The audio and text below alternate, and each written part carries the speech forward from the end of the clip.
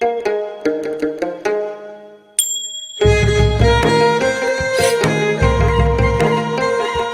नेपालद्वारा तानसेन नगरपालिका पाल्पाको समन्वयमा तथा देववाणी संस्कृत तथा साधारण मावि, जनप्रिय मावि र लुम्बिनी मावि पाल्पाको सहकार्यमा उत्पादित यो कार्यक्रम ग्रिन तारा नेपाल, फेडो नेपाल र ऋण नेपालबाट संयुक्त रूपमा सञ्चालित स्ट्रङ गर्ल्स प्रोजेक्टको एक अंश हो। यसमा करुणा जर्मनी तथा जर्मन सरकार BMZ को आर्थिक सहयोग रहेको छ। कोभिड-19 को कारणबाट घरमै रहेका बालबालिकाहरूको पठन पाठनमा सहजता ल्याउने उद्देश्यले यो हेर्दै सिक्दै कार्यक्रम तयार गरिएको हो।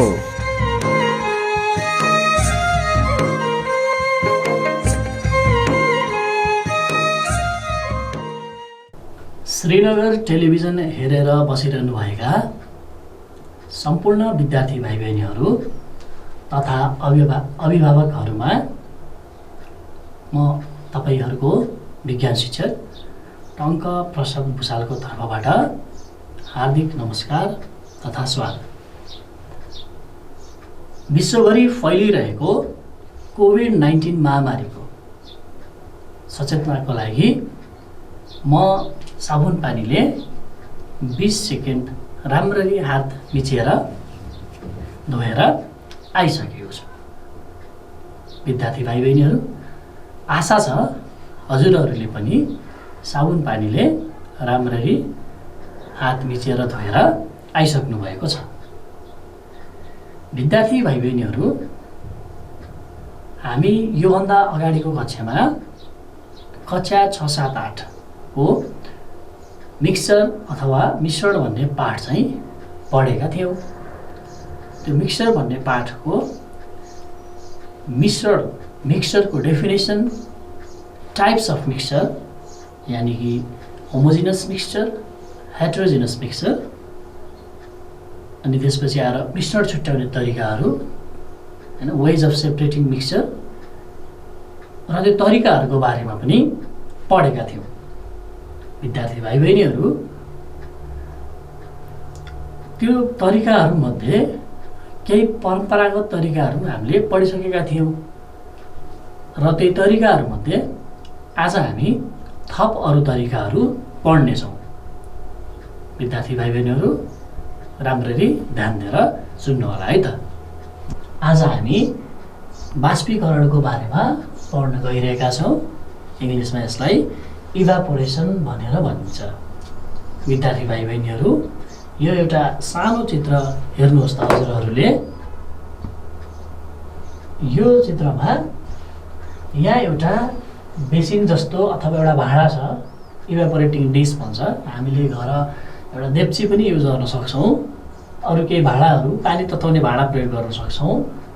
त्यसपछि यहाँ एउटा स्ट्यान्ड छ, त्यसपछि एउटा यो बन्सन बर्नर भनेर भन्छ हैन। हामीले सामान्य मोमबत्ती पनि युज गर्न सक्छौँ अथवा अरू केही बर्नरहरू, स्प्रिट ल्याम्पहरू युज गर्न सक्छौँ विद्यार्थी भाइ बहिनीहरू यसको ठाउँमा। त्यसपछि यो इभापोरेटिङ डिसमा, यो भाँडामा यहाँ साल्ट र वाटरको मिक्सचर छ है विद्यार्थी भाइ बहिनीहरू। हेर्नुहोस् त के चाहिँ छ अरे, साल्ट एन्ड वाटरको मिक्सचर छ। जब यसलाई हामी तताउँछौँ नि विद्यार्थी भाइ बहिनीहरू, तताउँदा यहाँबाट यो पानी चाहिँ बाफको रूपमा है, भ्यापरको रूपमा उडेर जाँदो रहेछ।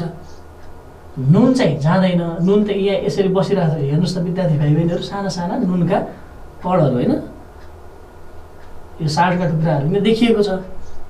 यो बिस्तारै बिस्तारै जब यसलाई हामी तताउँदै जान्छौँ विद्यार्थी भाइ बहिनीहरू, तताउँदै गएको खण्डमा हामी यहाँ देख्न सक्छौँ यो वाटर भ्यापरको रूपमा, यो वाटर चाहिँ वाटरको भ्यापरको रूपमा माथि उडेर गएको छ भने यहाँ चाहिँ के बाँकी रहन्छ त, साल्ट चाहिँ बाँकी रहन्छ। यसरी इभ्यापोरेसनबाट हामीले साल्ट र वाटरको मिक्सचर जस्ता अरू मिक्सचरहरू पनि छुट्याउन सक्छौँ।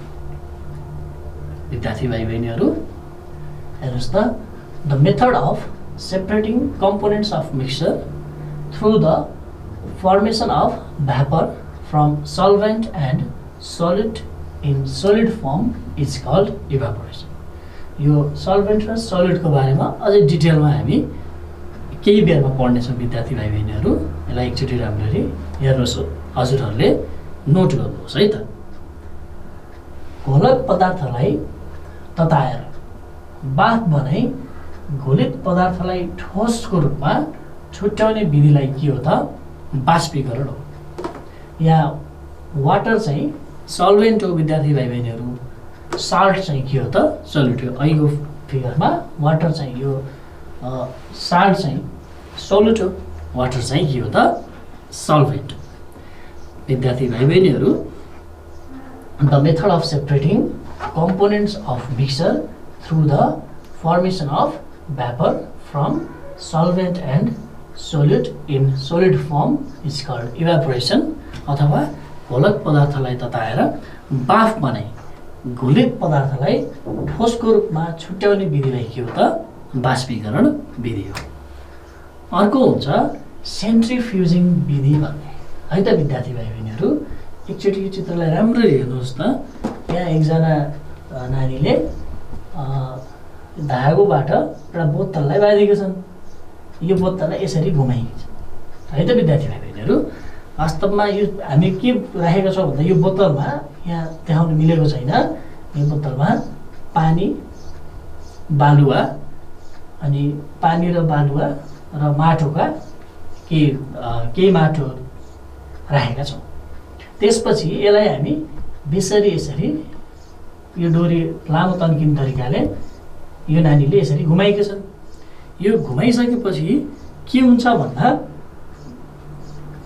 केही बेरसम्म यसरी घुमाएर राखिसकेपछि यो बोतललाई स्थिर अवस्थामा यसरी चाहिँ राम्ररी हैन विद्यार्थी भाइ बहिनीहरू यस स्थिर अवस्थामा राखिसकेपछि केही बेरमा हामी के पाउन सक्छौँ भन्दा तलपट्टि गरुङ्गा वस्तुहरू अडिएका हुन्छन्।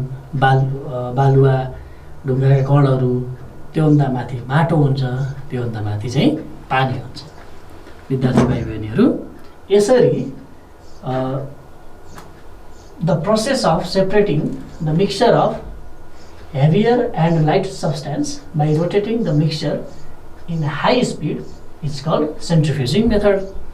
मिश्रणलाई जोडले घुमाएर त्यसमा रहेका हलुका र गरौँ पदार्थहरू, गरुङ्गा पदार्थहरूलाई छुट्याउने विधि नै के हो त? सेन्ट्रिफ्युजिङ विधि हो। अब यो सेन्ट्रिफ्युजिङ विधि हामीलाई कहाँ प्रयोग हुन्छ भनेर विद्यार्थी भाइ बहिनीहरूलाई कतिहरूलाई थाहा पनि नभएको हुनसक्छ। एकचोटि सोचौँ त, कसैले आफ्नो घरमा घिउ बनाएको देखेको छ?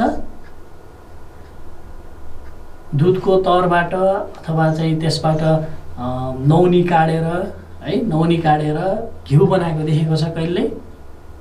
कतिपय विद्यार्थी भाइ बहिनीहरूले देखेको पनि होला है त। त्यो तरलाई हामीले एउटा हामी त्यहाँ बिस्तारै अझै मदानी भनेर भन्छौँ। हामी त्यो धेरै त्यता डिटेलमा नजाउँ। त्यसलाई बेसरी घुमायो भने है त विद्यार्थी भाइ बहिनीहरू, बेसरी घुमायो भने त्यहाँ भएका तत्त्वहरू हामी नौनी भनेर भन्छौँ। अन्त क्रिम, त्यो नौनीलाई चाहिँ नौनी त बिस्तारै निस्किन्छ, छुट्टिन्छ भने त्यो नौनीबाट त्यो तरल पनि बिस्तारै निस्किन्छ, जसलाई हामी मोही भनेर भन्छौँ। नौनी र त्यो मोही चाहिँ छुट्टिन जान्छ। छुट्टिसकेपछि हामी त्यो नौनी निकालेर के बनाउँछौँ त? घिउ बनाउँछौँ। र अर्को चाहिँ त्यो तरललाई चाहिँ, लिक्विडलाई चाहिँ हामीले मोहीको रूपमा प्रयोग गर्न सक्छौँ। यसरी घर जुन तरिकाले हामी घिउ बनाउँछौँ नि विद्यार्थी भाइ बहिनीहरू, त्यो पनि के हो त? सेन्ट्रिफ्युजिङ प्रोसेसै छ। हेर्नुहोस् त विद्यार्थी भाइ बहिनीहरू, हामीलाई अहिलेसम्म थाहा नभएको पनि हुनसक्छ है त। मही पारेर घिउ निकाल्ने विधि चाहिँ के हो त? एउटा सेन्ट्रिफ्युजिङ प्रोसेस हो अथवा सेन्ट्रिफ्युजिङ मेथड हो। त्यसबाट हामीले दुधबाट राम्ररी घिउ निकाल्न सक्छौँ सेन्ट्रिफ्युजिङ मेथडबाट। विद्यार्थी भाइ बहिनीहरू, हामी यदि मिश्रणको छुट्याउने तरिका पढिसकेपछि अब मिश्रणका केही उपयोगिताहरू, युजेज अफ मिक्सचर भनेर पढ्न सक्छौँ। हेरौँ त, यो युजेज अफ मिक्सचर चाहिँ के हुनसक्छ? बिरुवाले आफूलाई चाहिने पानी तथा लवणहरू जमिनबाट मिश्रणका रूपमा प्राप्त गर्छ। विद्यार्थी भाइ बहिनीहरू, बिरुवाले होइन प्लान्टले आफ्नो रुटहरूबाट है त्यहाँ अन्य जाइलम र फ्लोएम भन्ने जस्तो तन्तुहरू चाहिँ रहेका हुन्छन्। होइन जाइलम टिस्यु फ्लोएम टिस्युहरू रहेका हुन्छन्। उनीहरूको मद्दतबाट जुन त्यो प्लान्टलाई चाहिने आफू हुर्किन आफूले खाना बनाउन चाहिने जति पनि चाहिँ पानी लवणहरू भन्छ होइन मिनरलहरू साल्टहरू चाहिँ हुन्छ वाटर हुन्छ त्यो सबै चाहिँ मिक्सरको रूपमा ग्राउन्डबाट उसले चाहिँ आफूले प्राप्त गर्छ। अर्को विद्यार्थी भाइ बहिनीहरू दोस्रो उपयोगिता हेरौँ त सिमेन्ट बालुवा पानीको मिश्रण प्रयोग गरेर हामीले घरमा गाह्रो बनाउन प्रयोग गर्छौँ, घर ढलाइ गर्न प्रयोग गर्छौँ, पक्की घर बनाउन प्रयोग गर्छौँ, प्लास्टर गर्न प्रयोग गर्छौँ, पुलहरू बनाउन प्रयोग गर्छौँ, सडकहरू बनाउन प्रयोग गर्छौँ। त्यो सबै हामी के गर्छौँ त सिमेन्टी बालुवा पानीको मिश्रणबाट प्रयोग गर्छौँ। अर्को प्रयोग औषधि बनाउन पनि मिश्रणको प्रयोग गरिन्छ।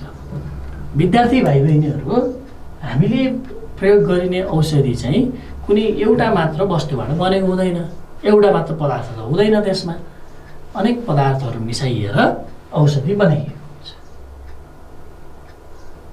विद्यार्थी भाइ बहिनीहरू मिश्रणका उपयोगिताहरू यति मात्र नभएर अरू धेरै हुनसक्छ। जस्तै हामीले घरमा बनाउने अचारमा पनि मिठो बनाउनको लागि स्वादको लागि के प्रयोग गरिन्छ भन्दा धेरै नुन मसला बेसार खुर्सानी चुक इत्यादिको प्रयोग गरिन्छ।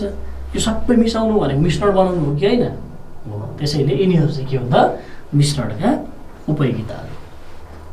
विद्यार्थी भाइ बहिनीहरू मिश्रण पढिसकेपछि हामी चाहिँ घोल अथवा सोलुसन भन्ने पढ्छौँ।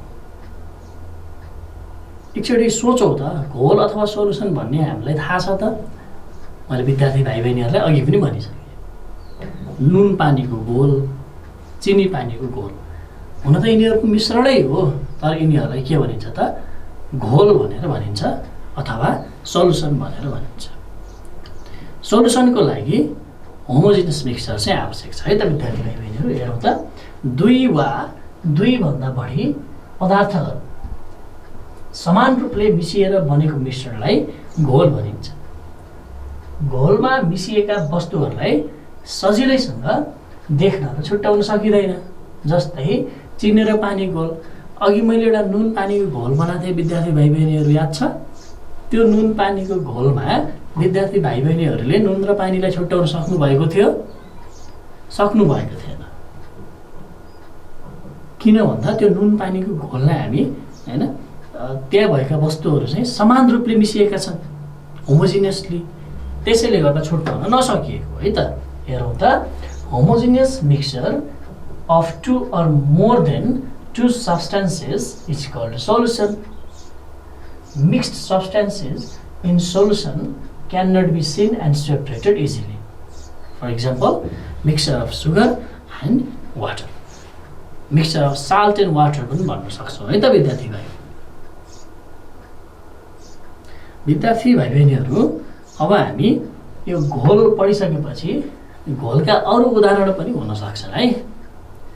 जस्तै कागती पानी चाहिँ हामीले तरल पदार्थको घोल बनाउन सोलुसन बनाउन सक्छौँ होइन। जस्तै हामी पानीमा मसी हाल्छौँ, निलो बन्छ पानी, त्यो पनि एक प्रकारको घोल सोलुसन नै हो। जीवनजल भन्छौँ नि हामी, जीवनजल राखेर सोलुसनै हो। भाइ बहिनीहरूले त्यो पानीमा जुस राखेर माथिबाट चाहिँ घोलेर होइन चिनी पानी बनाउँछौँ, जुस राखेर बनाउँछौँ, त्यो पनि के हो त घोल नै हो, सोलुसन नै हो। र यो घोल केबाट बनेको छ भन्दा घोल चाहिँ विशेष गरी यसका कम्पोनेन्टहरू दुई प्रकारका हुन्छ। एउटा हुन्छ घुलित पदार्थ, अर्को हुन्छ घोलक पदार्थ।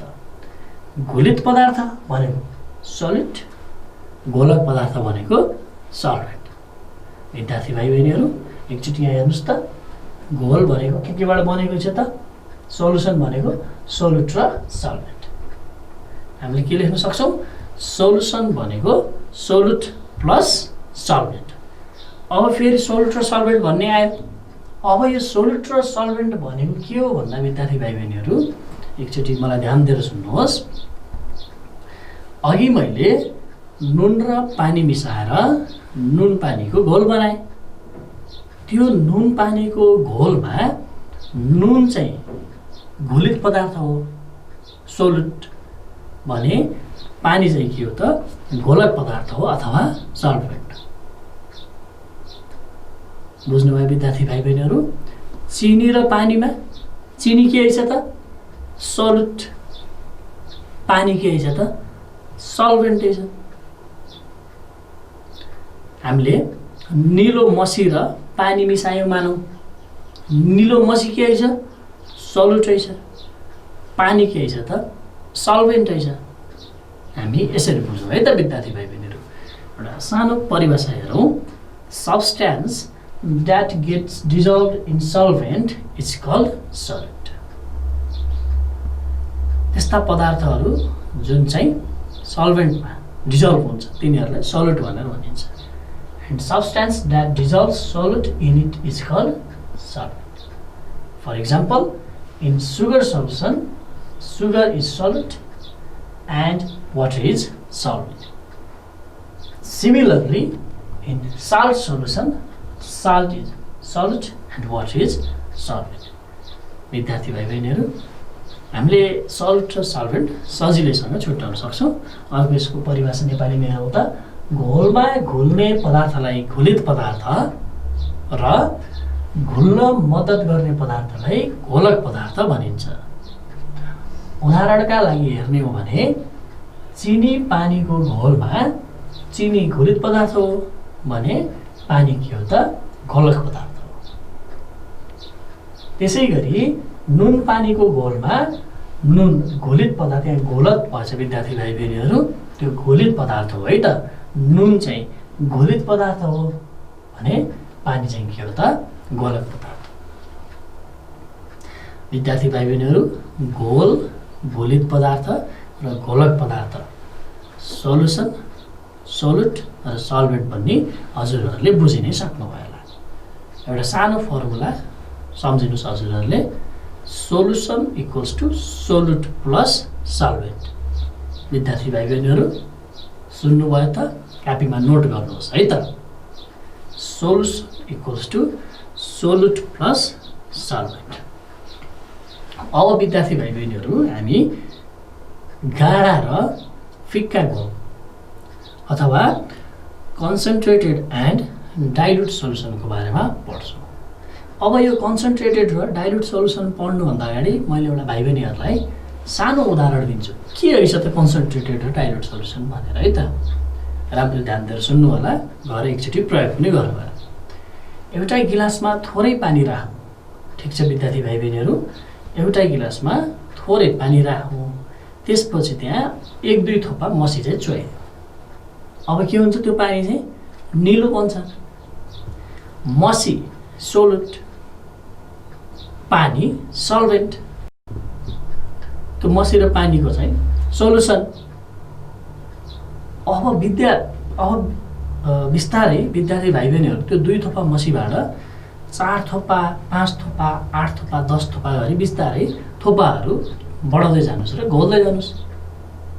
अब घोल्दै जानुभयो भने विद्यार्थी भाइ बहिनीहरूले के देखिन्छ त भन्दा त्यो मसी पानी चाहिँ अब अझै निलो, अझै गाढा निलो देखिन थाल्छ। हो कि होइन विद्यार्थी भाइ बहिनीहरू? हो।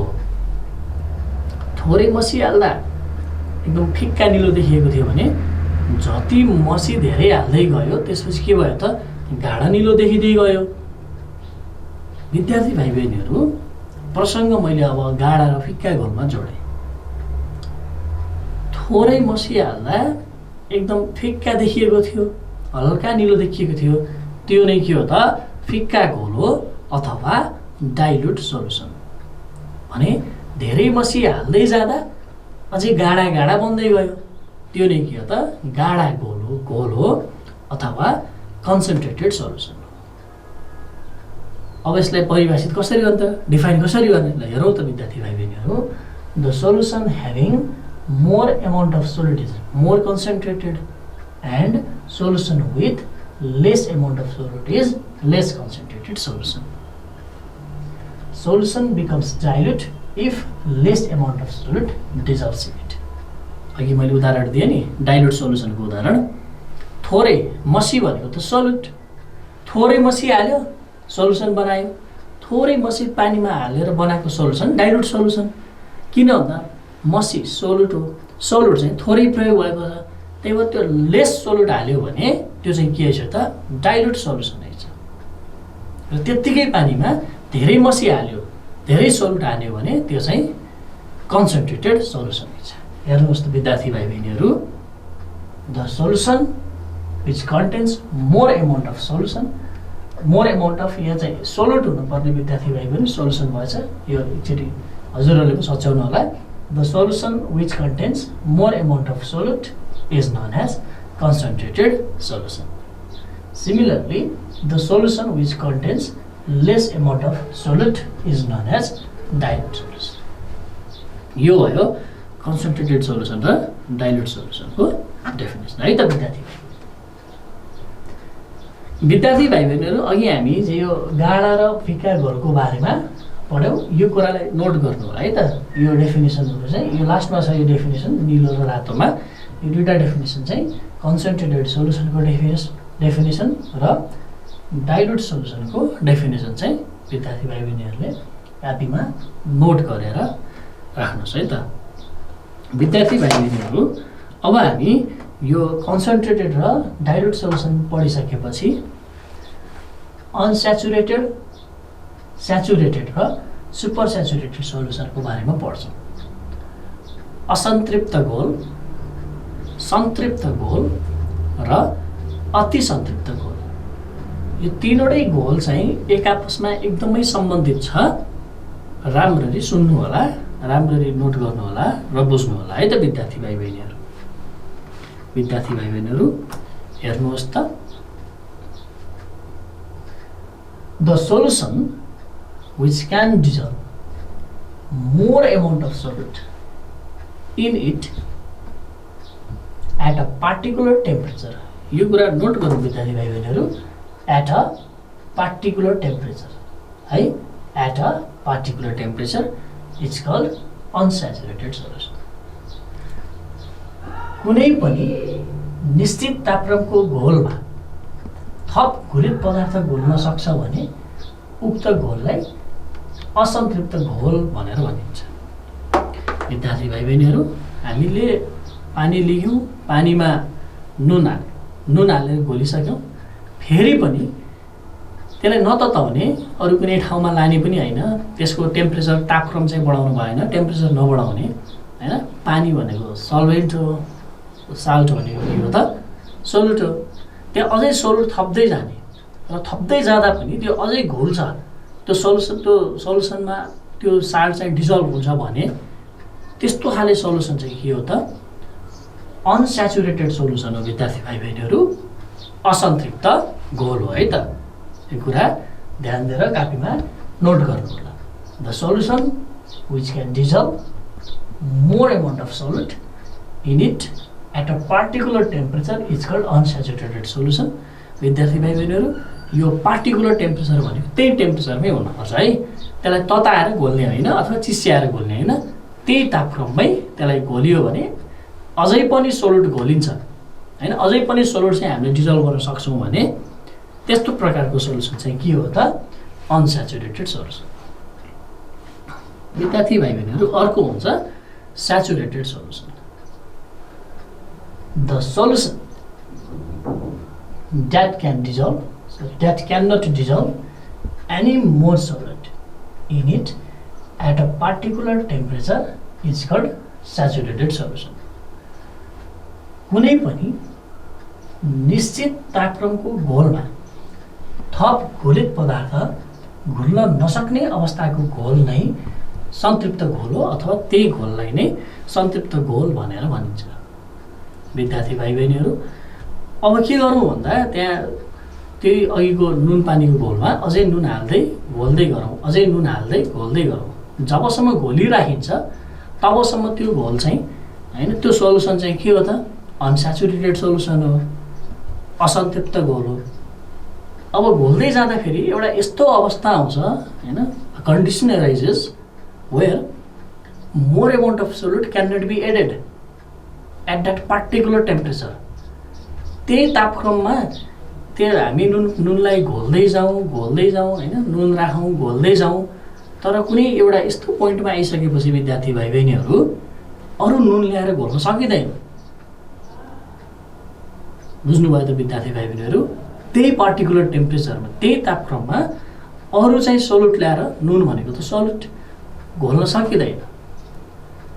यदि त्यस्तो घोल्न सकिँदैन भने त्यो अवस्थाको त्यो कन्डिसनको सोल्युसनलाई हामी के भन्छौँ त भन्दा स्याचुरेटेड सोल्युसन अथवा सन्तृप्त घोल भनेर भन्छौँ। विद्यार्थी भाइ बहिनीहरू बुझ्नुभयो त? हामी असन्तृप्त घोल पढ्यौँ, सन्तृप्त घोल पढ्यौँ, अब अति सन्तृप्त घोल भन्ने छ। विद्यार्थी भाइ बहिनीहरू, the solution which dissolves more solute than required to make saturated solution is called super saturated solution. सन्तृप्त घोल भन्न चाहिने भन्दा बढी घुलित पदार्थ सोलुटहरू घुलेर रहेको घोललाई अथवा बनेको घोललाई के हो त अति सन्तृप्त घोल भनेर भनिन्छ। अब यो अति सन्तृप्त घोल चाहिँ के हुन्छ भन्दा विद्यार्थी भाइ बहिनीहरू यहाँ ख्याल गर्नु भएन हजुरहरूले, मैले पार्टिकुलर टेम्परेचर भनेर लेखेको छैन। त्यही पार्टिकुलर टेम्परेचरमा हुँदैन विद्यार्थी भाइ बहिनीहरू। अब हामी पहिला एउटा अनस्याचुरेटेड सोल्युसन लेख्छौँ, नुन साल्ट चाहिँ एड गर्दै घोल्दै नुन घोल्दै जान्छौँ र त्यसलाई स्याचुरेटेड सोल्युसन बनाउँछौँ। भनेको अरू नुन राख्दा अब त्यो नुन चाहिँ घोलिन्न, त्यहाँ जस्ताको जस्तै रहन्छ, त्यो नै स्याचुरेटेड सोल्युसन। अब के गरिन्छ भन्दा त्यो भाँडालाई हामी तताउँछौँ होइन, त्यसमा हामीले ताप दिन्छ, तताउँछौँ। तताउँदै जाँदा र फेरि घोल्न थाल्यो भने त्यसमा अरू पनि नुनहरू साल्टहरू के हुन्छ त हामीले एड गरेर त्यसलाई मजाले घोल्न सक्छौँ। त्यो मजाले बनाए अझै त्यो त स्याचुरेटेड त भइसक्यो, अब अरू त घोल्न मिल्दैन वास्तवमा। तर ततायो भने अरू पनि नुनहरू साल्टहरू चाहिँ हामी त्यसमा एड गर्न सक्छौँ होइन। त्यसरी बनाएको घोललाई सोल्युसनलाई हामी के भन्छौँ त भन्दा सुपर स्याचुरेटेड सोल्युसन अथवा अति सन्तृप्त घोल भनेर भनिन्छ।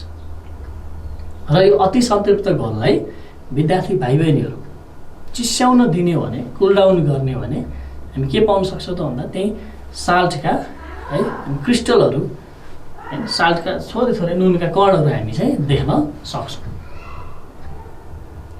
विद्यार्थी भाइ बहिनीहरू, आजको कक्षामा हामीले मिश्रण छुट्याउने दुईवटा बाँकी रहेका तरिकाहरूको बारेमा पढ्यौँ। त्यसपछि हामीले मिश्रणलाई घोलहरूको बारेमा पढ्यौँ। घोल भनेको के हो, घोलित पदार्थ के हो, घोलक पदार्थ के हो, what is solution, what is solute and what is solvent. विद्यार्थी भाइ बहिनीहरू, हामीले त्यसपछि कन्सन्ट्रेटेड र डाइल्युट सोल्युसनको बारेमा पढ्यौँ। त्यसको लगत्तै अनस्याचुरेटेड सोल्युसन, स्याचुरेटेड सोल्युसन र सुपर स्याचुरेटेड सोल्युसनको बारेमा पढ्यौँ र तिनीहरूलाई डिफाइन पनि गऱ्यौँ। विद्यार्थी भाइ बहिनीहरूले यो सबै कुरा चाहिँ आफ्नो कापीमा नोट गर्नुभयो होला। विद्यार्थी भाइ बहिनीहरू, आजको कक्षा हजुरहरूलाई कस्तो लाग्यो? तलको स्क्रिनमा भएको नम्बरमा हजुरहरूको प्रतिक्रिया, हजुरहरूको मनमा लागेका प्रश्नहरू, समस्याहरू तथा जिज्ञासाहरू सम्पर्क गरेर भन्न सक्नुहुन्छ। विद्यार्थी भाइ बहिनीहरू, यदि भन्दै म हजुरहरूको विज्ञान शिक्षक यहाँबाट बिदा हुन्छु। हस्त, नमस्कार।